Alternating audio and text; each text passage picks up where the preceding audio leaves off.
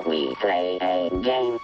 We got Star Wars Unlimited. We got classic Star Wars games. We got old school D&D, independent RPGs, mini painting, Warhammer, of course, tons of other games. But first, we're gonna need some coffee here on Board Barista Productions.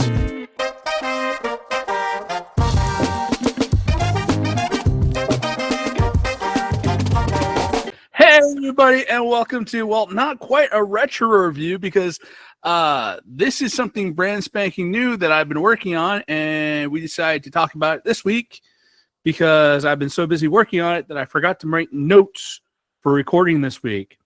So, welcome to a review of with our co-host Tanya. Hey guys. And of course, your board barista Fen here once again to talk all things nerdy RPG related. So, like I said, I've been working on my own RPG flip for the past month, compiling all of my notes, and I finally got it into the rough draft version and sent it over to Tanya to have her take a look at it along with some other friends. And yeah, just looking to get some feedback this week. Before we go into it, Flip is a universal role-playing system. I want to be able to use it for sci-fi, fantasy, modern day type stuff. The name stands for Freaky Little Hooded People. It's an idea that a lot of stuff from conspiracy theories about UFOs and stuff like that, and younger Dryas and prehistory. I've been a big fan of conspiracy shows such as, the Y-Files, all the weird, crazy stuff that gets talked about on the Joe Rogan podcast. So I wanted to be able to capture that into a role-playing game, and I figured that the universe is run by these freaky little hooded people, because you always see freaky little hooded people all throughout fandoms. You got Star Wars, you got the Jawas. In Phantasm, you got the little creepy things that were like, when people disappeared, they got shrunken down and made into those little things that worked for the tall man. You had the Dinks from Spaceballs. There's all these little freaky little hooded people you always see in sci-fi in the background, and I'm like, what if those guys are all there across all these things, because they're the ones that run the universe. So I decided to make a role-playing game where, the universe is run by the freaky little hooded people. So, Tanya, this is your show. I'm gonna just answer questions and provide color commentary. It's very weird for me not to be in the driver's seat for an episode. So, All right. So, according to this, it took you 20 years to write this, or a combination of 20 years. It's a combination. I've been working on this kind of thing, and actually, it's more at this point, more like 30 years. Ever since I started playing role-playing games when I was 14, I had the idea in the back of my head to be like, well, I always wanted to take my crazy, one of the first crazy conspiracy theories I ever was exposed to as a kid was this whole idea that there was a planet that became the asteroid field because it got ripped apart because of the sun and Jupiter's gravitational pull. And I'm like, how would a planet even form there to be ripped apart? Because the gravity forces of Jupiter and the sun would have been always influencing this. That planet had to get blown up like the Death Star. And I'm like, oh, what if the ancient civilizations and all that stuff was built over years and years and years? And I'm like, okay. So it's always been fermenting in the back of my head. But I was finally like, you know what? I need to actually put pen to paper, keyboard to computer. This is my previous journal that I was carrying around. I started this in mid-March and finished it up last month. And every time I was doing my daily journal writing, I write notes for the game in this. I only think I had 4 extra pages for my previous journal I had to copy over to this. So, okay. I was just like, you know what? I need to get this out because I've been reading stuff like Playing at the World and monsters, aliens, and holes in the ground, a lot of RPG history stuff. And it's just like, you know, if Gary and Anderson could just be like, you know what? Let's just have some fun, put this together and see if other people enjoy it. I'm like, I might as well too.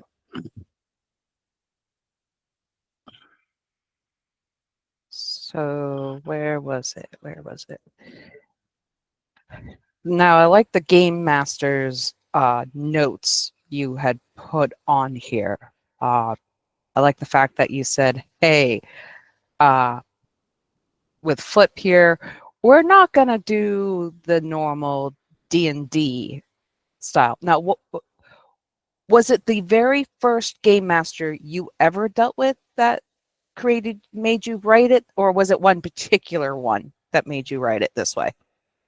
Oh, the whole like, we're not going to kill people, we're actually going to help them. There are actors, we're just the director. So my first ever role-playing experience, it really was like the first DM I ever had was actively trying to kill everybody. And the RPG group tradition that me and Josh come out of, because that first Game Master wasn't one that me and Josh played with. It was another friend of mine from back in middle school, high school.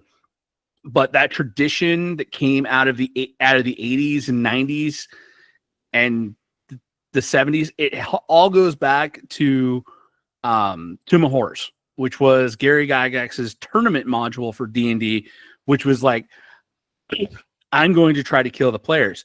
And that had such a big overshadowing presence through Advanced Dungeons and Dragons, because it was just like, okay, so you're the dungeon master, you're going to create this death trap and these puzzles that nobody can solve, and you're going to make people bash their heads against the wall until like they decide they don't want to play the game anymore, and then somebody else would take over the role as the DM. And then you'd have a bunch of people that are like, okay, I'm just going to, instead of doing all this, I'm just going to send crazy monsters after you. And it's like, oh, and the section I have in there about being stuck in a room, to the like, I've played that game because my buddy did a homebrew, tried writing his own role-playing game, and didn't really have anything to like, how do I get out of here? It's like, you gotta figure it out. And I'm like, no, because one of the best DMs I ever had was another friend of mine, also named Josh. I mean, it's the most popular name in Northern Maine. He did like, me and him were in creative writing classes together, and he did everything he could to, whenever the story always trumped gameplay in his book. And if something was starting to bring the story to a crawl, he'd put stuff in there so he'd be able to hit the fast forward button and be like, okay, I'm going to get you guys back into the story. And that game, we played that for, I think it was like 5 years we did that campaign.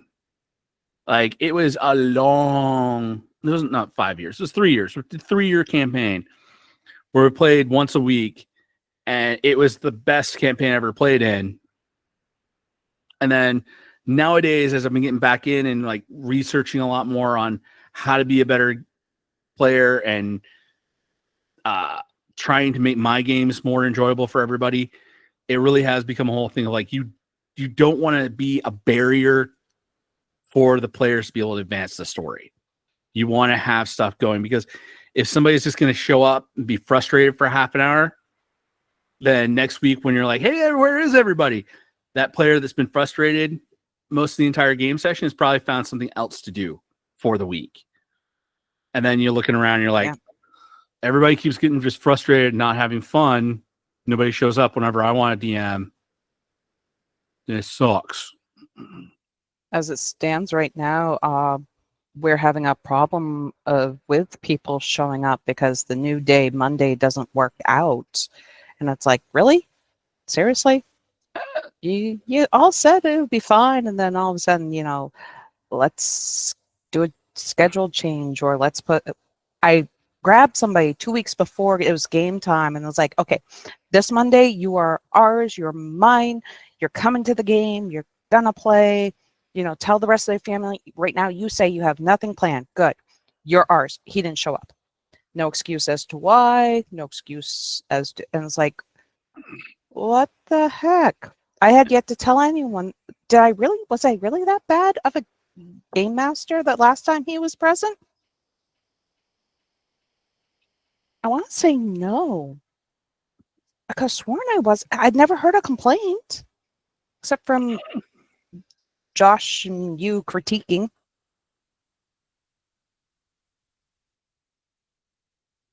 Well, I did hear one complaint, but it wasn't aimed at me. I was trying to think. Oh, wait, no, he hasn't been coming during the week at all. He's only been coming on weekends. All right. Well. Yeah. So onto this. I want to be able to get more adults interested in this. So maybe changing, because this would be very fun to play. The different character. I have to get out of here and go back to my images because I screenshotted what I highlighted out. So, you want would you make it a game requirement to make it a balance? Like if one person shoots up, says, I'm going to be a mage. You Right. don't want, you want to make it so that's it. No other mages allowed. Oh, about what I was talking about, party balance. See, Yep. It would be okay. Like when you think about like the classic like adventuring party, you want to have everybody have the chance to be in a certain role. There are ways where you can be like, what kind of mage? Somebody's like, oh, I want to do the battle mage. I want to be the one that's casting all the offensive spells. And then and somebody can be like, well, I could take the defensive spells, and we have kind of like, you're the fireball, I'm the shield kind of dynamic in the group. Or you could have the whole thing of like, there's ways like using magic instead of being for offensive capabilities. You can use it for skill monkeying. Like basically just use the magic to be like, what? You don't know how to cast fireball? Nope, but we haven't had to pick a lock all day, have we? Yeah. Having the whole fact of, I wouldn't say like, because this game is not really going to have any classes in it. Like everybody can kind of be like dabble a little bit here and there. But what I was really trying to get for that section that you picked up on is to stress in the game, because there are no classes and anybody can pick any abilities they want. You do want to have the whole conversation when you're all sitting down and building in that session 0 where it's the character building time, to be like, hey, I kind of want to play this character. Is anybody else interested in doing kind of the same thing? And how can we diverge so we're not stepping on each other's toes? Or does everybody want to do this? And what we'll do is we'll all have this kind of stuff, but each of us will like go off in a certain direction. So it's the whole thing of like, yeah, I've got magic, but I'm doing the whole, casting fireball. Or, yeah, I've got magic, but I'm doing like all the find and detect traps type stuff. And then another person's like, well, I've got the magic, but I've got all the healing magic. And then another one's like, well, I got magic, but I use all my magic to make myself, have more hit point, have more health and fight better. It's like, okay. So we got like a bunch of mages, but you're all using your magic differently, so you can all have your key moments to shine. Okay. And I like games, like one of the reasons why I put that in there where there's no classes is because that's always been like one of my favorite things about some of the other RPGs I've played, is having it be so open-ended, so you can actually be like, I got this character idea, but I don't want to have to wait until like in like 3rd edition D&D, you'd have to wait for like 5th, 6th, 7th, 8th, 14th level to be able to get all the class abilities you needed from everywhere else.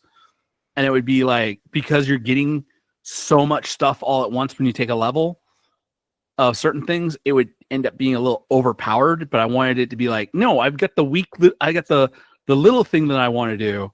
And as I grow up, that thing's going to get more powerful as I advance, not just like everything gets better.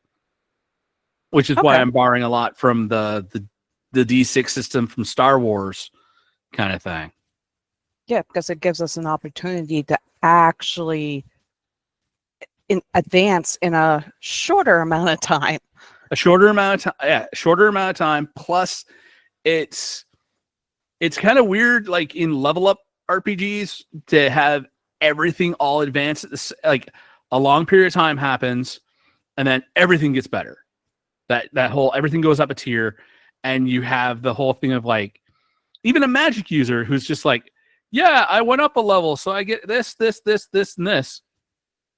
And it's kind of weird, like, you know, if you have more realistic, slow advancement, picking certain skills and abilities to you know, increase each time you get character points instead of experience points, you know, you can have that incremental growth, and you can grow in certain directions instead of just everything just bloop. So it really makes the character more unique and personal. I like the fact you have it down to currently 3 style races, which is still like humanoid. That's one of the things. I've got 3. It technically right now I should probably have it at 4. Of course, I got humans, your basic jack of all trades. Default, I've got freaky little hooded people you can play as a flip. Granted, you're not going to be as powerful as like an NPC flip because, you know, you're one of the ones that like either got kicked out, got bored, lost your powers kind of thing. Then I've got the hookahs, which are basically the teddy bears. It's like, I think they're more like okay, go for it. If Ted was like, they're more like basically live action role players mixed with Ted. Oh, I was thinking more like Wookiees and Ewoks combined. Oh yeah, they look like an Ewok. But the temper of a Wookiee. They have the temper of a Wookiee.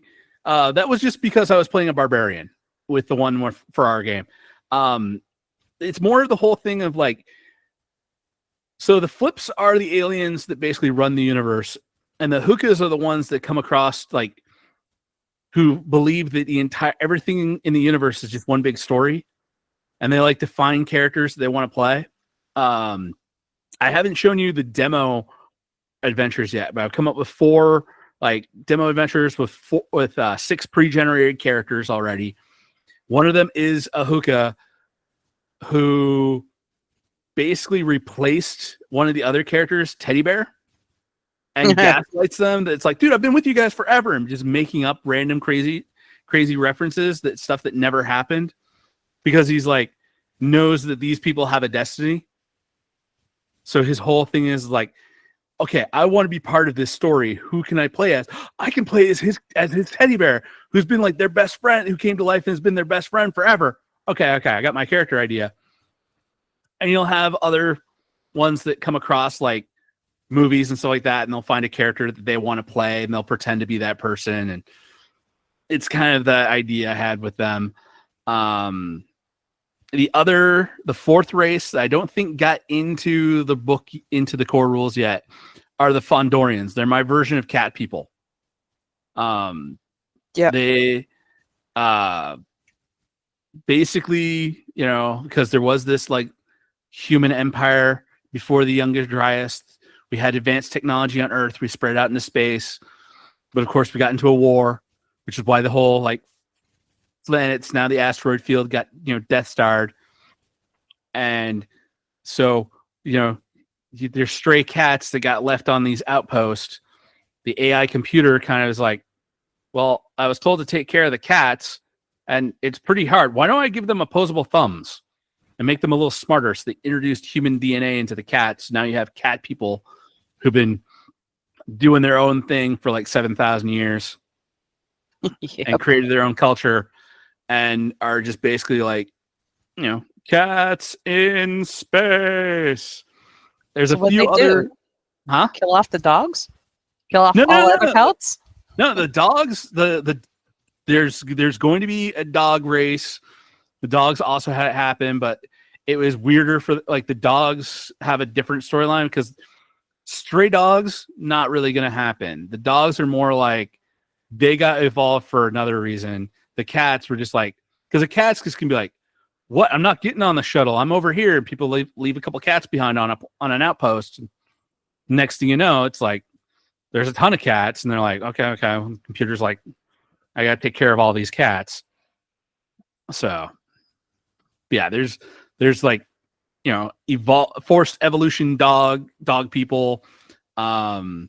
There's these weird like barrel shaped tentacle dudes.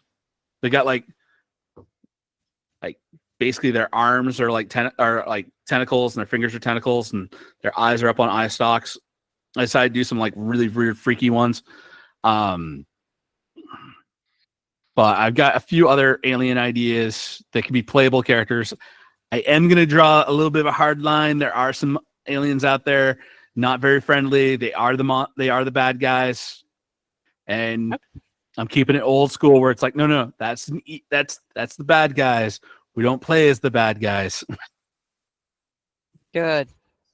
kind of thing. But I wanted to keep the list of aliens and playable characters small because that's one of the things. A lot of RPGs, you get lost in the weeds because you end up with so many options. And if you don't slowly build it up and like expand it and stuff like that, it ends up being the whole thing of like, there's so much, like it's too much to like for everybody to keep straight.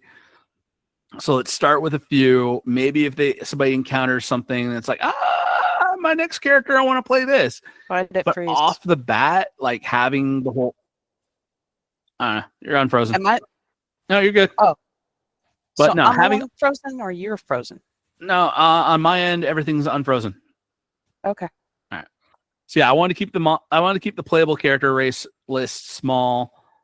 I mean, it was a great thing in 3rd edition. It was really when you saw like the playable races like explode in D&D. But nowadays, it's so much that it's just like too much. Plus, for the most part, with the flaws and talent trees, ability, like being able to pick those and stuff, you can pretty much just make up any alien you want and just basically be like, yeah, okay, I got these stats and I got these special abilities I picked. Yeah, this is my race. And having that, and it's a big galaxy out there. So people want to make stuff up when they get their hands on this. More power to you. That's actually all I pinged off on it, sadly. Hey everybody, thanks for staying till the end of the episode. Remember to like, share, subscribe. Follow us on Facebook at Board Barista Productions.